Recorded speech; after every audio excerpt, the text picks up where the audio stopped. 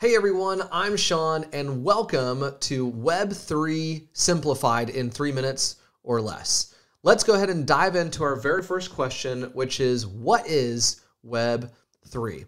Let's go back in time in our DeLorean and we are going to go back and explore, well, this is wheel version 1 and then wheel version 2 and upgraded technology looks like this, and wheel version 3 might look something like this. So in order to understand Web3, we have to compare it to Web 1 and Web 2, but we also have to know a couple of things.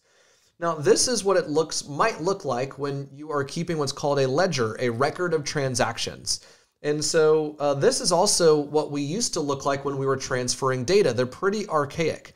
Well, technology has upgraded from this to this, and even to even larger server farms and different technologies. And so Web3, in a future video, I'm going to explore what is the blockchain, but Web3 is essentially the technology of the internet plus the blockchain, which is verified data and backed up distributed information amongst different nodes, where each one of these little computers that you see would be representative of a node on a network, and that network is verifying and backing up data to track if I send one person a photo or if I send one person another set of data, then all of the computers are keeping track of it on a distributed ledger.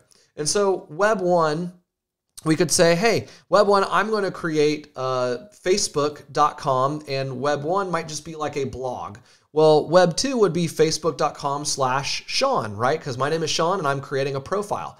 And then Web 3 might be, hey, myself with Sarah and with Jonathan, we all get together and we create a decentralized version of Facebook where it's not one company that owns it. It is a group of us that own it. So if Web 1, we own a website, Web 2, I own a profile, but even then the other company owns my data. Well, Web 3, I'm owning the data. I own it, and the blockchain technology is keeping track of everything. So Web 1, I create a website with .com. Web 2, I create a website that's maybe a .app, and so people can go to it and use it. But Web 3 is .eth, which is basically a representation. It doesn't have to be .eth, but it's saying that I own this.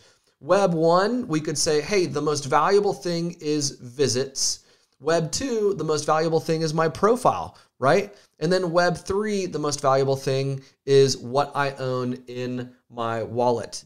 And so essentially, as I said earlier, Web 3 is the internet and blockchain technology together in harmony. So I hope that helps answer the question what Web3 is, and it's in 3 minutes or less. If you like this video, please give it the thumbs up, click the subscribe button, and click the little bell icon, which means you're gonna get notified whenever I upload a new video. And be sure to stay tuned for a future video explaining what is the blockchain and what are NFTs. See you later.